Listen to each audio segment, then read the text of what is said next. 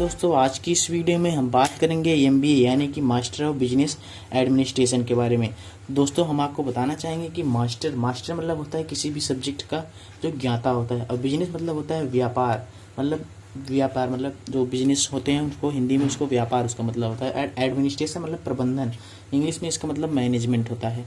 मतलब बिजनेस को जो सुचारू रूप से मैनेज करना जानता हो और वो उस चीज़ का मास्टर हो, उसी को एमबीए कहते हैं। मतलब अब आपको हम बताएंगे कि इसमें आपको सही नए नए मैनर्स और सफलता कैसे प्राप्त की जाती है, उन सब चीज़ों को बताया जाता है। ये एक पोस्ट ग्रेजुएट डिग्री कोर्स है, न कि एक अंडर ग्रेजुएट डिग्री कोर्स है। पोस्ट ग्रेजुएट डिग्री कोर्स कहने का मतलब है कि ये आपको इंटरमीडिएट के बाद कोई भी एक अंडर ग्रेजुएट कोर्स करना होगा, उसी के बाद आप पोस्ट ग्रेजुएट कोर्स कर सकते हैं। स्ट्रीम्स ऑफ एमबीए मतलब एमबीए को किन किन स्ट्रीम से आप कर सकते हैं। एमबीए को कई सारे स्ट्रीम से कर सकते हैं।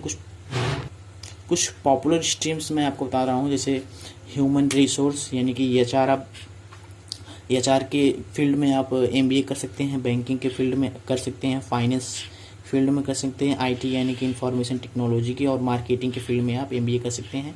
ये स्पेशलाइजेशन है, इन फील्ड्स में आप करके आप अलग से एक मास्टर बन सकते हैं। और अब इनको हम आपको बताना चाहेंगे कि इसके लिए कई सारे स्पेशलाइजेशन हैं। मैं इसके लिए एक अलग सेपरेटिंग वीडियो लाऊंगा, तो हमारे चैनल को सब्सक्राइब करिएगा ताकि नई वीडियो आपके नोटिफिकेशन आपके पास आ जाए और आप तुरंत एमबीए स्पेशलाइजेशन की वीडियो देख करके हमारे चैनल को लाइक करें।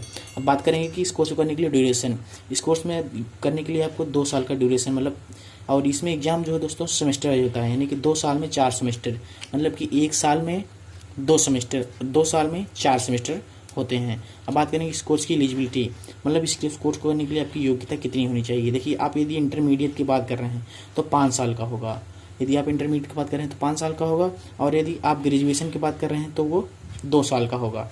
ग्रेजुएशन के बाद 2 साल का होगा, इंटरमीडिएट के बाद 5 साल का होगा। 5 साल का क्यों होगा? क्योंकि उसमें 3 साल का एमबीए बीबीए भी शामिल रहेगा, बैचलर ऑफ बिजनेस एडमिनिस्ट्रेशन, और उसी के साथ साथ एमबीए, दोनों मिला के आपको 5 साल हो जाएगा। और आपको इंटरमीडिएट में और ग्रेजुएशन में दोनों में आपको 50% एटलीस्ट मार्क्स होना चाहिए। ये रिकमेंडेड है, आपको होना ही चाहिए। कई सारी यूनिवर्सिटीज़ हैं जो आपको 45% पर भी एडमिशन दे देंगी, लेकिन आपका 50% मार्क्स होना चाहिए। अब आपको बताएंगे कि इस कोर्स को करने के लिए कुछ एज लिमिट्स होती हैं।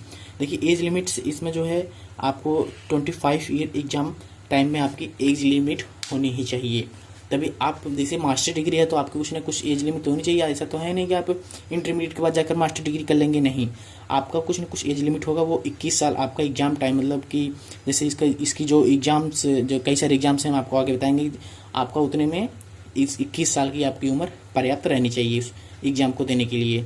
आगे हम लोग बात करेंगे एडमिशन प्रोसेस, मतलब एमबीए में एडमिशन किस तरह से मिलता है। देखिए, हर कोर्स में कहीं ना कहीं मेरिट बेसिस पर एडमिशन मिलता है, और उसमें एंट्रेंस एग्जाम भी होते हैं। तो मेरिट बेसिस का मतलब ये है, मेरिट बेसिस कहने का मतलब ये है कि यदि आप मेरिट बेसिस पर एग्जाम आपका होगा तो कैसे होगा। इंटरमीडिएट में वही आपका कितना परसेंट है, ग्रेजुएशन में कितना परसेंट है, उसी के बेसिस पर होगा आपका मेरिट बेसिस पर और एडमिशन। और एंट्रेंस एग्जाम का मतलब है कि आपको एंट्रेंस एग्जाम जो पहले से स्पेसिफाइड है, उन एंट्रेंस एग्जाम को आपको क्वालिफाई करना होगा। तो कुछ पॉपुलर एंट्रेंस एग्जाम हैं जो कि एमबीए के लिए, आप एमबीए करने के लिए आपको कई बेस्ट कॉलेज में एडमिशन देते हैं। वो एंट्रेंस एग्जाम जैसे कि कॉमन एडमिशन टेस्ट यानी कि कैट, बहुत पॉपुलर है ये एमबीए के लिए। आईएम कॉलेजेस मिलती हैं, अच्छी खासी कॉलेज मिलती हैं, तो आपको देना होगा इन एग्जाम्स को। जेड यानी कि जेवियर एप्टीट्यूड टेस्ट, एक है SNAP Symbiosis National Aptitude Programme SNAP, और एक है एनएमएटी जो कि Narsee Monjee management aptitude test, और एक है सी मैट यानी कि कॉमन मैनेजमेंट एडमिशन टेस्ट, और एक है मैट मैनेजमेंट एप्टीट्यूड टेस्ट, और एक है IIFT Indian Institute of Foreign Trade admission test. ये कुछ पॉपुलर एग्जाम्स हैं जिन्हें आप दे करके किसी भी अच्छे खासे एमबीए कॉलेज में एडमिशन ले सकते हैं। अब आपको बात करेंगे कि फ़ीस कितनी होगी एडमिशन लेने में। दोस्तों, ये 3 लाख से 20 लाख तक की एडमिशन फ़ीस लग सकती है। देखिए, कुछ पर एनम मतलब लाख पर एनम, एलपीए मतलब लाख पर एनम। देखिए, इतना एडमिशन फ़ीस क्यों है? देखिए, आपका कहीं अच्छे खासे कॉलेज में होगा तो उसकी फ़ीस ज़्यादा होगी। यदि आपको कुछ लोअर कॉलेज में होगा जिसकी डिमांड थोड़ी सी कम है, कम नाम है, तो आपका फीस कम लगेगा। लेकिन मैं रिकमेंड करूँगा कि आपको किसी भी अच्छे कॉलेज से ही MBA करना चाहिए, वरना MBA वालों की भी बहुत ज़्यादा भरमार है। आपको बताएंगे इस कोर्स को करने के लिए स्कॉलरशिप, दोस्तों ये आपको कहीं पर भी नहीं मिलेगा, ये आपको कुछ अलग जानकारी मिलेगी।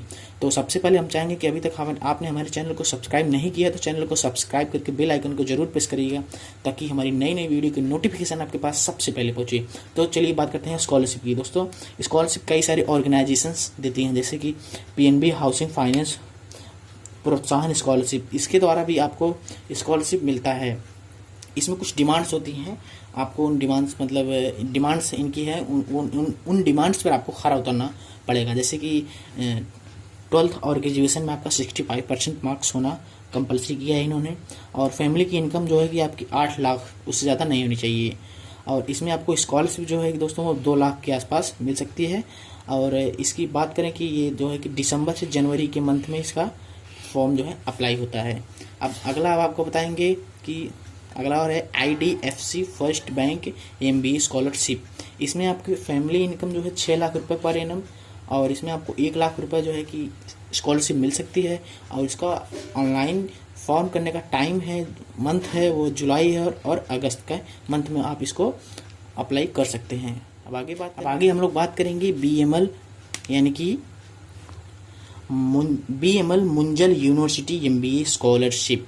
ये इस ऑर्गेनाइजेशन में जैसे आपको कैट, येट, GMAT, इसमें आपका 100% हॉस्टल प्लस कॉलेज की फीस भी आपको प्रोवाइड की थी। मतलब ये समझ लीजिए कि बहुत ही अच्छा ये ऑर्गेनाइजेशन है आपको पढ़ने के लिए। समझ लीजिए कि आप यदि कैट, जेट और GMAT क्वालिफाई कर चुके हैं तो आपको 100% हॉस्टल की फ़ीस और उसी के साथ साथ आपकी कॉलेज की फ़ीस भी जमा कर देती है, मतलब कि आपको फ़ीस दे देती है। इसका अप्लाई करने का टाइम है दोस्तों ये जून और जुलाई में है। और अगला है organisation ONGC scholarship. ONGC scholarship, इसमें आपकी कुछ एज लिमिट रिकमेंड की गई, वो आपकी 30 से ज़्यादा आपकी एज लिमिट नहीं होनी चाहिए। फैमिली इनकम इसमें जो है 2 लाख पर एनम, 2 लाख से ज़्यादा आपकी फैमिली इनकम नहीं होनी चाहिए। इसमें आपको 48 यानी कि 50,000 के आसपास आपको स्कॉलरशिप मिलती है। और 60% अथवा 12 मतलब 12% एंड ग्रेजुएशन में, मतलब कि 12th में आपका 60% एंड ग्रेजुएशन में आपका यहाँ पर 12% नहीं होगा, 12th में एंड ग्रेजुएशन में आपका 60% आपका मार्क्स होना चाहिए। अब अगला ऑर्गेनाइजेशन है UPES MBA स्कॉलरशिप। इसमें आपको CAT मतलब कैट, जेट, इसमें आपका 80 परसेंटाइल रहना चाहिए, तभी आप इस फॉर्म को अप्लाई कर पाएंगे। और एक है मैट CMA और NMAT, इसमें आपका 90% परसेंटाइल आपका होना चाहिए, तभी आप इस फॉर्म को अप्लाई कर पाएंगे और उसके लिए स्कॉलरशिप के लिए अवेलेबल हो पाएंगे। तो आप एक बार मैं तो कहता हूँ कि आपको स्कॉलरशिप का प्रयास जरूर करना चाहिए, मतलब एक बहुत बड़ा मतलब दम हो जाता है, स्कॉलरशिप मिल जाता है। तो वाकई आपको बताएंगे कि टॉप कॉलेजेस कौन कौन से हैं जो कि इंडिया में रिकमेंडेड टॉप कॉलेजेस 2021 के टॉप कॉलेज, वो है IIM बेंगलोर टॉप कॉलेज है MBA का, एक है IIM Calcutta, Indian school of business जो कि हैदराबाद में है, IIM लखनऊ, IIM बॉम्बे, अगला है IIFT Indian Institute of Foreign trade Delhi, और अगला है IIT खड़गपुर, IIT भी करवाती है, IIT कानपुर, GIM मतलब कि गोवा इंस्टीट्यूट ऑफ मैनेजमेंट, अगला है BHU बनारस हिंदू यूनिवर्सिटी। ये कुछ टॉप कॉलेजेस हैं जो कि आपको MBA करवाते हैं। आपको इन कॉलेजेस में ज़रूर ट्राई करना चाहिए। आपका इन कॉलेज में अगर एडमिशन हो गया तो बस ये समझ लीजिए कि इनकी 100% होती है प्लेसमेंट, बस आपकी लाइफ सेट हो जाएगी। अब आपको बताएंगे कैरियर आफ्टर MBA के बाद आप कैरियर कैसे बनाएंगे। जैसे कि आप ब्रांड मैनेजर बन सकते हैं और मार्केटिंग मैनेजर बन सकते हैं, सेल्स मैनेजर बन सकते हैं, प्रोडक्ट मैनेजर बन सकते हैं, health care and hospital manager बन सकते हैं, अकाउंटिंग मैनेजर बन सकते हैं, इंटरनेट मार्केटिंग मैनेजर बन सकते हैं। अब आपको एवरेज सैलरी मैं बता दूं, ये 5 से 7 लाख रुपए, 5 से 7 लाख रुपए ये आपको स्टार्टिंग एवरेज सैलरी मिलेगी। स्टार्टिंग में बता रहा हूँ, ये नहीं कि मतलब इतना ही आपको मिलेगी, इसमें आपको सैलरी 50 लाख भी मिल सकती है, 30-40 लाख। ये आपको एक्सपीरियंस के बेसिस पर आपकी सैलरी दिन दोगुना रात चौगुना ही बढ़ेगी, एक्सपीरियंस के बेसिस पर ये एवरेज स्टार्टिंग सैलरी है। तो दोस्तों वीडियो कैसा लगा, वीडियो में कमेंट करके जरूर बताइए कि वीडियो कैसा लगा है। तो thanks for watching this video.